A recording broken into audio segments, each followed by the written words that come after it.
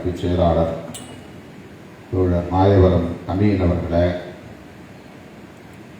அனைவரையும் வரவேற்று சிறப்பித்திருக்கிற அருட்பணி செபாஸ்டின் அவர்களே, இதனை நெறிப்படுத்திக் கொண்டிருக்கிற வழக்குரைஞர் சி ராஜன் அவர்களே, முன்னிலை வகித்து நிகழ்வை கொண்டிருக்கிற தோழர்கள் அருள்முனைவர் குமார், அருள்முனைவர் ராஜ் இருதயா, பேராசிரியர் தீபக்நாதன், பேராசிரியர் நித்யா ரங்கராஜன், ஆவடி நாகராஜ், முனைவர் கிளாட்சன் சேவியர், தபசி குமரன், முனைவர் லெனின், முனைவர் போஸ்கோ, திரு செந்தில், திருமிகு கனிமொழி ஆகிய தோழர்களே, இந்நிகழ்வில் பங்கேற்று சிறப்புரை வழங்கி அமர்ந்திருக்கிற திராவிட முன்னேற்றக் கழகத்தின் மாநிலங்களவை உறுப்பினர் வழக்குரைஞர் அண்ணன் என்ஆர் இளங்கோ அவர்களே, எழுச்சிமிகு உரையாற்றி விடைபெற்று சென்றிருக்கிற மனிதநேய மக்கள் கட்சியின் தலைவர் பேராசிரியர் சட்டமன்ற உறுப்பினர் ஜவாஹருல்லா அவர்களே, சட்டமன்ற உறுப்பினர் அண்ணன் இனிகோ இருதயராஜ் அவர்களே, மறுமலர்ச்சி திராவிட முன்னேற்றக் கழகத்தின் பொருளாளர் ஆற்றல் மிகு செயல் வீரர் பொறியாளர் மு செந்தில் அதிபன் அவர்களே,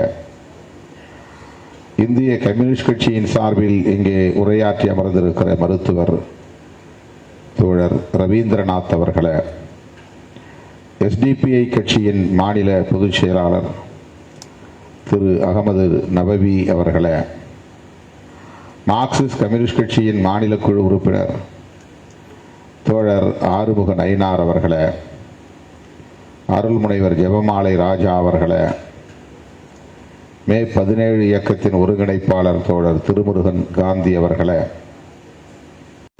தமிழ்த் தேச மக்கள் முன்னணியின் தலைவர் தோழர் மீதா பாண்டியன் அவர்களே, காவல் சித்திரவதைக்கு எதிரான கூட்டு இயக்கத்தின் தலைவர் திரு தியாகு அவர்களே, முனைவர் குழந்தை அவர்களே, திருமிகு ஷீலு பிரான்சிஸ் அவர்களே, மனித உரிமை காப்பாளர் கூட்டமைப்பின் தேசிய செயலாளர் மதிப்பிற்குரிய அண்ணன் வழக்குரைஞர் ஹென்றி டிபேன் அவர்களே, நிறைவாக நம்மிடையே நன்றியுரையாற்றவிருக்கிற தம்பி ஆசீர் அவர்களே, மற்றும் இந்த நிகழ்வில் பங்கேற்று இதனை சிறப்பித்துக் கொண்டிருக்கிற ஸ்டேன் சுவாமி அவர்களுக்கு வீர வணக்கம் செலுத்திக் கொண்டிருக்கிற மனித உரிமை ஆர்வலர்களே, உங்கள் அனைவருக்கும் என்னுடைய பணிவார்ந்த வணக்கத்தை தெரிவித்துக் கொள்கிறேன். மறைந்த தோழர் மனித உரிமை காப்பாளர் ஸ்டேன் சுவாமி அவர்களுக்கு முதலில் எனது செம்மாந்த வீர வணக்கத்தை செலுத்துகிறேன். அவருடைய நினைவை போற்றும் இந்த நிகழ்வில் 3 முக்கியமான கோரிக்கைகள் இங்கே முதன்மைப்படுத்தப்பட்டிருக்கின்றன. ஊபா என்கிற மனித உரிமைகளுக்கு எதிரான சட்டத்தை திரும்ப பெற வேண்டும், அதை ரத்து செய்ய வேண்டும். பீமா குரேகான் வழக்குகள் அனைத்தையும் திரும்ப பெற வேண்டும், அனைவரையும் விடுவிக்க வேண்டும். மனித உரிமை காப்பாளர்களுக்கான ஒரு பாதுகாப்பு சட்டத்தை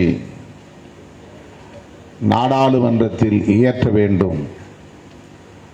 அதற்கான முன்வடிவும் தயாராக இருக்கிறது என்கிற இந்த 3 முக்கியமான கோரிக்கைகளை வலியுறுத்தி இந்த நிகழ்வு நடைபெற்றுக் கொண்டிருக்கிறது. இந்த 3 கோரிக்கைகளையும் விடுதலை சிறுத்தைகள் கட்சியின் சார்பிலே நான் வரவேற்கிறேன், ஆதரிக்கிறேன். மனித உரிமைகள் குறித்து இது போன்ற கட்சி சாராத அமைப்புகள் தொடர்ந்து பேசிக்கொண்டே இருக்கின்றன. அது தொடர்பான விழிப்புணர்வை வெகு மக்களிடையே உருவாக்கி கொண்டே இருக்கின்றன.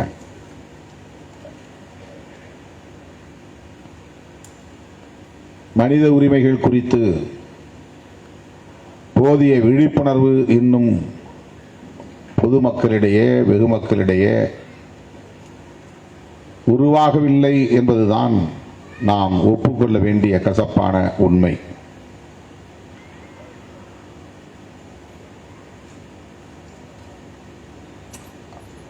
அரசு சட்டத்தை நடைமுறைப்படுத்த பல்வேறு நிறுவனங்களை கொண்டிருக்கிறது. சட்டத்தை நடைமுறைப்படுத்துவதற்கான அமைப்புகள் ஏராளம் உள்ளன. அதிலே முதன்மையானவை காவல்துறையும் நீதித்துறையும் வருவாய்த்துறையும். பொதுவாக நாம் மனித உரிமை மீறல் என்றவுடன் காவல்துறையை மனக்கண்ணிலே பார்க்கிறோம், மனத்திரையில் கொண்டு வந்து பார்க்கிறோம். ஏனென்றால் அவர்கள்தான் சட்டத்தை நடைமுறைப்படுத்துவதிலே முன்னணியில் இருப்பவர்கள், இம்ப்ளிமெண்டிங் அத்தாரிட்டிஸ். சட்டம் நாடாளுமன்றத்தில் இயற்றப்படுகிறது அல்லது சட்டமன்றத்தில் இயற்றப்படுகிறது. அந்த சட்டத்தை நடைமுறைப்படுத்தினால்தான்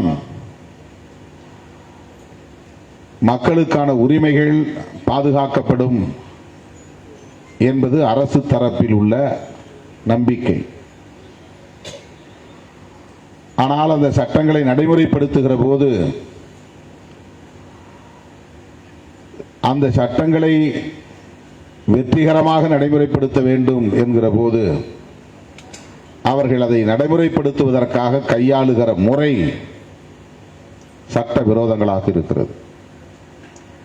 சட்டவிரோத அணுகுமுறைகளை கையாண்டு சட்டத்தை நடைமுறைப்படுத்துகிறார்கள்.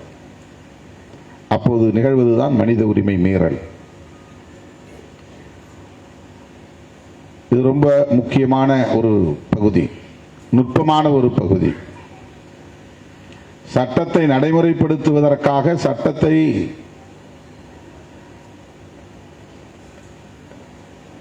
வெகு மக்களிடத்திலே கொண்டு போய் சேர்ப்பதற்காக அல்லது வெகு மக்களின் பாதுகாப்புக்காக நடைமுறைப்படுத்துவதற்காக அவர்கள் கையாளுகிற அணுகுமுறை என்பது பெரும்பாலும் சட்டவிரோத அணுகுமுறைகளாக இருக்கின்றன. அப்படிப்பட்ட சட்டவிரோத அணுகுமுறைகளை அவர்கள் அதிகார வர்க்கத்தை சார்ந்தவர்கள், ஆட்சியாளர்கள் தீவிரப்படுத்துகிற போது ஸ்டேன் சுவாமி போன்றவர்கள்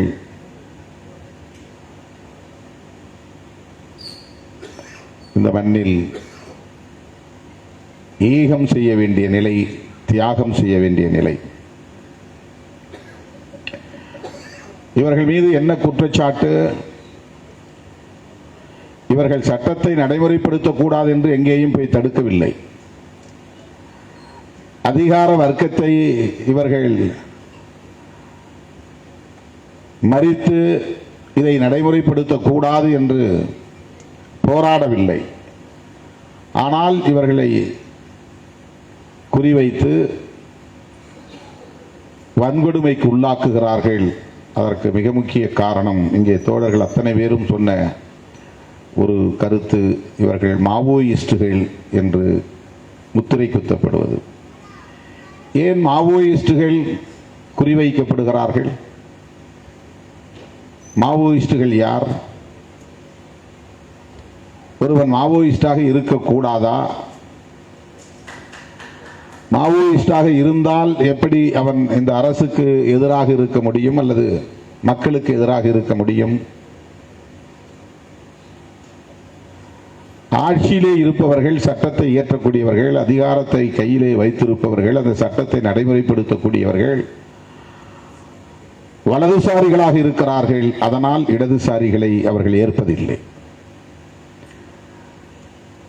ஆகவே இங்கு வெறும் மனித உரிமை மீறல் என்கிற நிலையோடு அது நின்றுவிடவில்லை. சட்டத்தை நடைமுறைப்படுத்துகிற போது சில வயலேஷன்ஸ், அத்துமீறல்கள் நடக்கின்றன என்கிற அளவிலே மட்டும் அதை நாம் மதிப்பிட்டு விட முடியாது. இந்த சட்டத்தை உருவாக்கக்கூடியவர்களும் சட்டத்தை நடைமுறைப்படுத்தக்கூடியவர்களும் ஒரு கருத்தியல் சார்ந்தவர்களாக இருக்கிறார்கள். அந்த கருத்தியல் வலதுசாரி கருத்தியலாக இருக்கிறது. ஆகவேதான் இங்கே இடதுசாரி கருத்துக்களை கொண்டவர்களை சட்டத்துக்கு எதிரானவர்களாக பார்க்கிறார்கள், அரசுக்கு எதிரானவர்களாக பார்க்கிறார்கள்.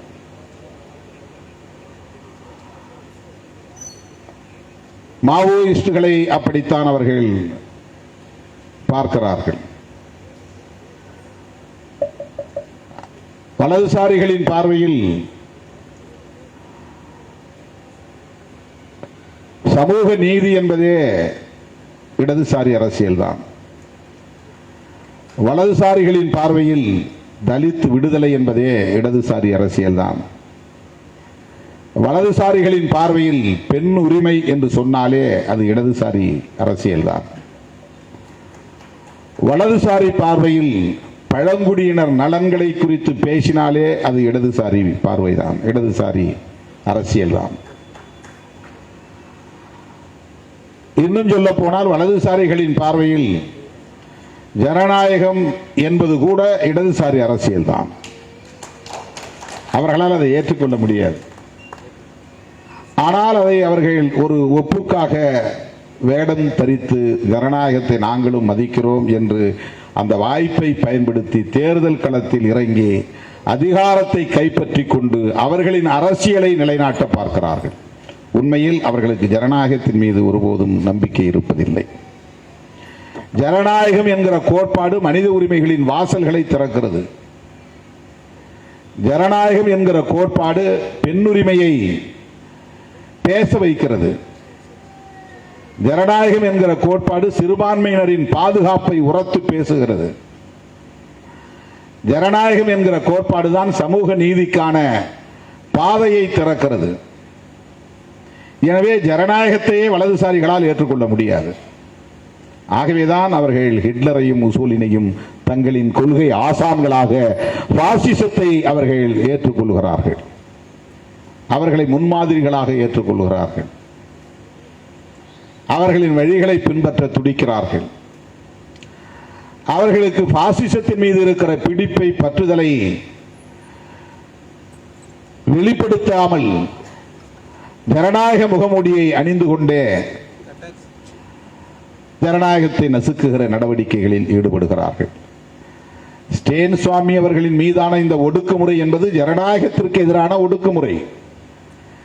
அவர் எந்த வன்முறையிலும் ஈடுபடவில்லை, வன்முறை பிரச்சாரத்திலும் ஈடுபடவில்லை. ஆனால் அவர் மீது இந்த வழக்கு ஏன் தொடுக்கப்பட்டது? 83 வயதிலும் கூட வயது மூப்படைந்த நிலையில் அவருக்கு அளிக்கப்பட வேண்டிய இயல்பான மனித உரிமைகளை ஏன் மறுத்தார்கள்? ஒரு ஸ்ட்ரா தரவில்லை என்பது எவ்வளவு பெரிய கொடுமை! மனித உரிமை மீறல். ஆக ஜனநாயகத்தின் மீது நம்பிக்கை உள்ள அனைவரையுமே அவர்கள் இடதுசாரிகளாக பார்க்கிறார்கள். இடதுசாரிகளாக இருக்கிற அனைவரையுமே அவர்கள் அழிக்க துடிக்கிறார்கள்.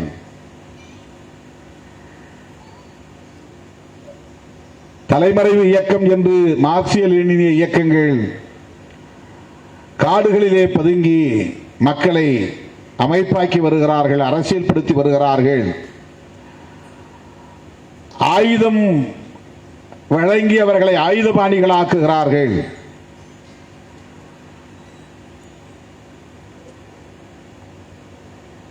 அரசு அல்லது அதிகார வர்க்கம் இதை ஏற்காது, நசுக்கும். ஆகவே தலைமறைவு என்பது ஒரு உத்தி, அண்டர் கிரவுண்ட், யூஜி. மக்களுக்காக, மக்களின் விடுதலைக்காக, மக்களின் உரிமைகளுக்காக, மக்களின் நலன்களுக்காக பாடுபடக்கூடியவர்கள் காடுகளில் பதுங்கி வாழ வேண்டியிருக்கிறது. ஆனால் மக்களுக்கு எதிரானவர்கள் ஜனநாயகத்தை பயன்படுத்தி, அதிகாரத்தை பயன்படுத்தி ஆயுதங்களோடு தெருவில் வெளிப்படையாக இயங்குகிறார்கள், மேடைகளில் நிற்கிறார்கள்.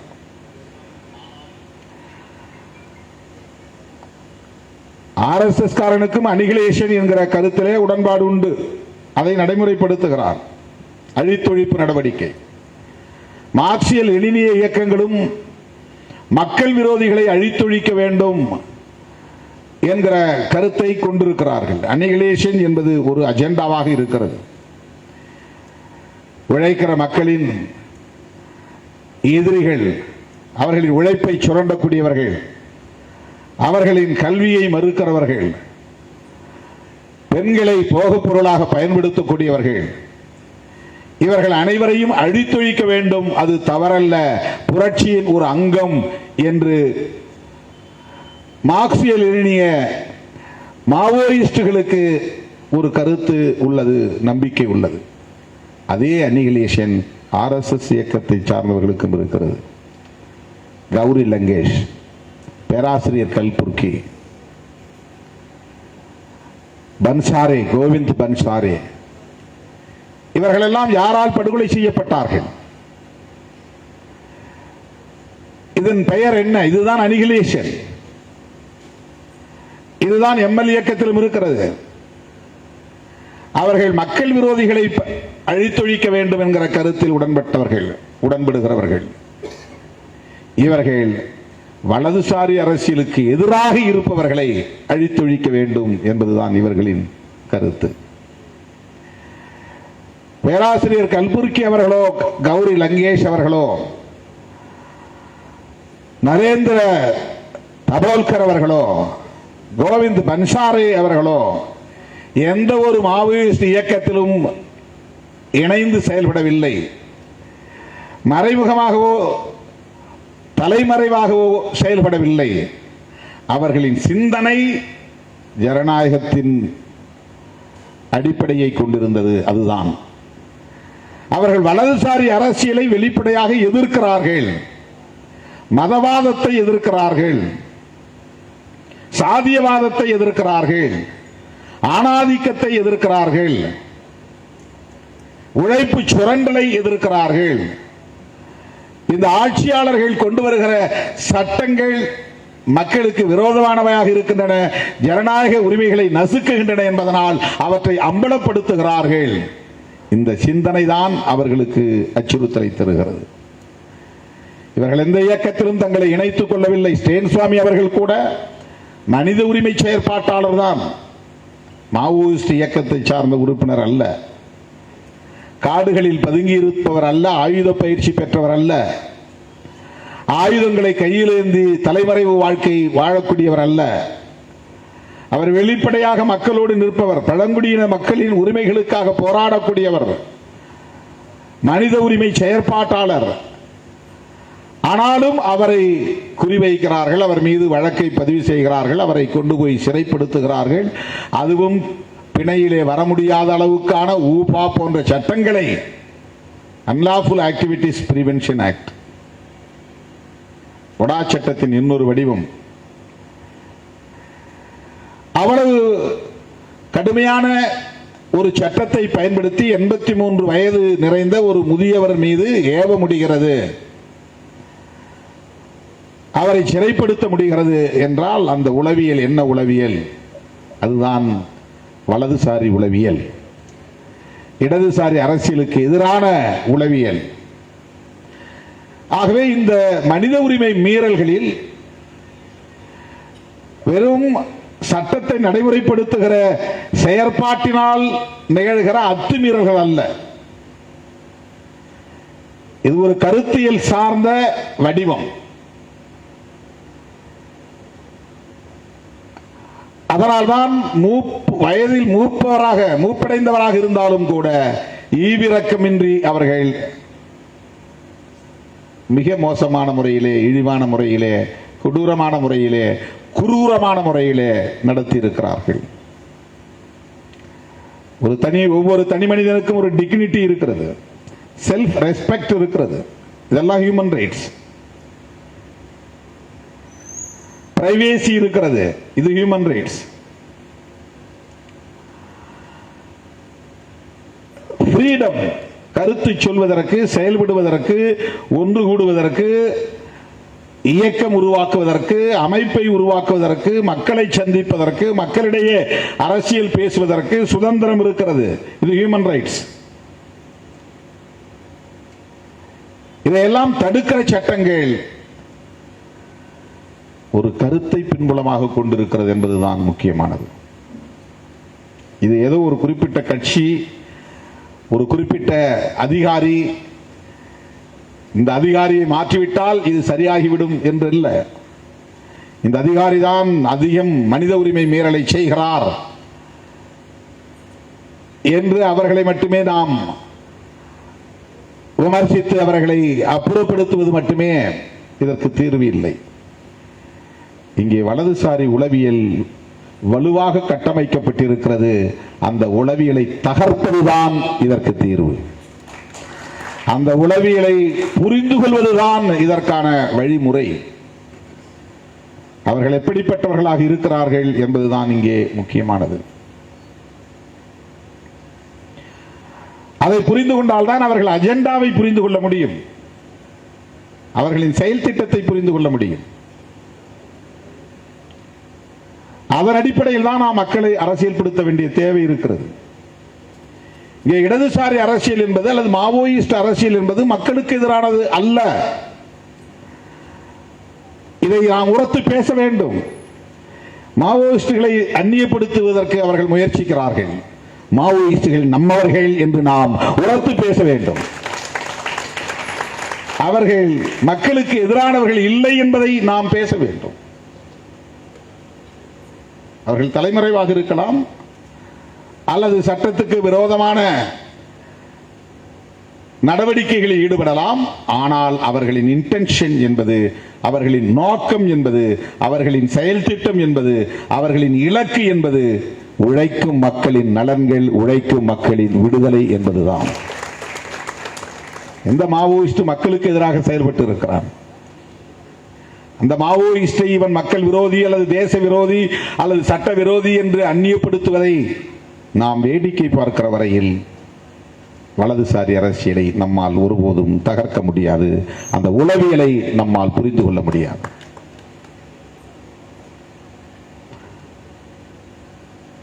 கம்யூனிஸ்ட் கட்சிகள் பேசுவது மட்டும்தான் இடதுசாரி அரசியல் என்றும் நாம் அந்நியப்பட்டு இருக்கக்கூடாது.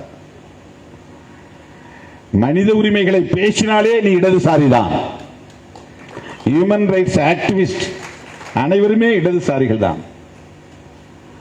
அதனால் தானே ஸ்டான் சுவாமி அவர்கள் மீது இந்த ஒடுக்குமுறை. அவர் மனித உரிமைகளை பேசியதால் தானே. அவர் வேற எந்த கம்யூனிஸ்ட் கட்சியிலும் உறுப்பினர் இல்லையே.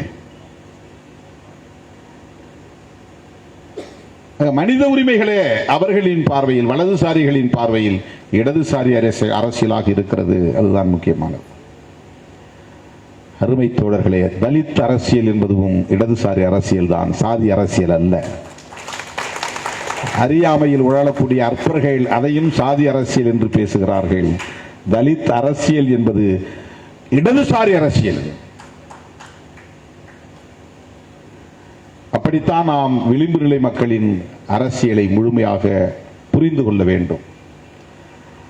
ஒரு சம்பவத்தில் யார் முன்னால் பிழை செய்தார்கள் என்று பார்க்க வேண்டாம். ரெண்டு பேருக்கு இடையில ஊர்ல தகராறு நடந்திருக்கும். அதுல ஒருவன் முதல்ல வம்பு இழுத்திருப்பான். முதல்ல வம்பு இழுத்தவன் எஸ்சி, அதனால நடந்ததெல்லாம் சரி என்று நாம் பேச முடியாது. இவன் தப்பு பண்ணா அதனால ஊரை கொளுத்திட்டான் அப்படின்னு நியாயப்படுத்துவார்கள். அது ஒரு ஈவென்ட். ஆனால் நீண்ட நெடுங்காலமாக சமூகத்திற்குள்ளே யார் பலவீனமானவர்களாக இருக்கிறார்கள், வல்னரபிள், தாக்குதலுக்கு இலக்காக கூடியவர்களாக இருக்கிறார்கள். ஆண் பெண் என்றால் பெண் வல்னரபிள். எளிதாக பெண் குறிவைக்கப்படுவாள், தாக்கப்படுவாள், வன்கொடுமைக்கு உள்ளாக்கப்படுவாள், இழிவுபடுத்தப்படுவாள். இது பொதுவான நிலை உலகம் முழுவதும், இந்தியாவில் மட்டுமல்ல. women are vulnerable sections. ஆகவே இந்த இடத்தில் பெண் தப்பு செய்தாலா ஆண் தப்பு செய்தாலா என்று ஆய்வதில்லை. பெண் பாதிக்கப்பட்டால், பெண் சம்பந்தப்பட்ட பிரச்சனையாக இருந்தால் முதலில் பெண் பக்கம் நின்று பிரச்சனையை பார்க்க வேண்டும். Victim side, vulnerable section side. யார் இலகுவாக எளிதாக பாதிக்கப்படுவார்கள் இந்த சமூக நிறுவனத்தில், இந்த சமூக கட்டமைப்பில், இந்த அரசியல் கட்டமைப்பில் எளிதாக யார் பாதிக்கப்படுவார்கள்? அப்படி எளிதாக பாதிக்கப்படுகிறவர்கள் தான் வல்னரபிள். அவர்களுக்கான உரிமை, அவர்களுக்கான நீதி என்கிற பார்வையில் அணுகுவது என்பதுதான் இடதுசாரி அணுகுமுறை. அதுதான் இடதுசாரி பார்வை. அதுதான் இடதுசாரி பார்வை. எப்போதுமே விக்டிம் சைடு நிற்க வேண்டும். இல்ல சாதி, மதம், மொழி, தேசம் என்கிற எல்லா எல்லைகளையும் கடந்த பார்வை இது. ஹியூமன் ரைட்ஸ் என்பது இந்த வரம்புகளை கடந்தது. அதனால தான் இது பேர் ஹியூமன் ரைட்ஸ். கல்ச்சுரல் ரைட்ஸ்னா அது எல்லா உலகம் முழுக்க பொருந்தாது. இந்து கல்ச்சுரல் ரைட் வேற, கிறிஸ்டியனுக்கான கல்ச்சுரல் ரைட்ஸ்ங்கிறது வேற, முஸ்லீம்கான கல்ச்சுரல் கலாச்சார உரிமை என்பது வேற. அது செக்டேரியன்.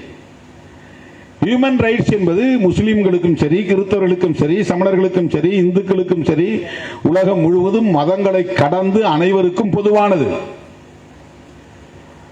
அதனால்தான் அது ஹியூமன் ரைட்ஸ். விலங்குகளில் இருந்து பிரித்து பார்ப்பதற்காக சொல்லப்பட்டதல்ல மனித உரிமை என்பது. பிற உரிமைகளில் இருந்து பிரித்து சொல்வதற்கு உலகம் முழுவதும் அனைவருக்கும் பொதுவான உரிமை, அடிப்படையான உரிமை, சுதந்திரத்தை அடிப்படையாக கொண்ட உரிமை, அதுதான் ஹியூமன் ரைட்ஸ். அது சில நேரங்களில் சாதிய நிறுவனங்களாலும் நசுக்கப்படும், மத நிறுவனங்களாலும் நசுக்கப்படும். இந்த சாதிக்காரன் இந்த இடத்துல குளிக்க கூடாதுன்னு சொன்னா கூட அது மனித உரிமை மீறல் தான். இந்த சாதிக்காரன் இந்த இடத்துல கொடியேற்றக்கூடாது என்று தடுத்தால் அது மனித உரிமை மீறல் தான். இந்த சாதிக்காரன் இங்கே செருப்பு போட்டு போகக்கூடாது என்றால் அது மனித உரிமை மீறல் தான். போலீஸ் ஸ்டேஷன்ல நடக்கிறது மட்டும்தான், அந்த டார்ச்சர் மட்டும்தான் மனித உரிமை மீறல் அல்ல. காவல்துறை போடுகிற பொய் வழக்கு மட்டும்தான் மனித உரிமை மீறல் அல்ல. சைக்கிளில் போகக்கூடாது, செருப்பு அணியக்கூடாது, நல்ல துணி கட்டக்கூடாது, நகை நட்டு அணியக்கூடாது என்று ஒருவனை இன்னொருவன் தடுத்தால், சாதியின் பெயரால், மதத்தின் பெயரால் தடுத்தால், ஒடுக்கினால், அதுவும் வயலேஷன் ஆஃப் ஹியூமன் ரைட்ஸ். சமூக நிறுவனங்களாலும் மனித உரிமைகள் மீறப்படும், அரசு நிறுவனங்களாலும் மனித உரிமைகள் மீறப்படும், சட்ட அமைப்புகளாலும் மனித உரிமைகள் மீறப்படும். இத்தகைய மனித உரிமை மீறல்களை நாம் எதிர்கொள்வதற்கு நமக்கு ஒரு பார்வை தேவை. அதுதான் தோழர்களே இடதுசாரி பார்வை, அதுதான் ஜனநாயக பார்வை, அதுதான் சமூக நீதி பார்வை. அத்தகைய ஜனநாயக சமூக நீதி பார்வையை கொண்ட ஸ்டேன் சுவாமி அவர்கள் இன்றைக்கு நம்மிடையே இல்லை. ஆனாலும் அவர் நம்மை வழிநடத்துகிறார். அவருடைய பங்களிப்பு, அவருடைய தியாகம் நம்மை வழிநடத்துகிறது என்கிற அந்த நன்றி பெருக்கோடு அவருக்கு வீர வணக்கம் செலுத்தி இந்த வாய்ப்புக்கு நன்றி கூறி முடிக்கிறேன். நன்றி, வணக்கம்.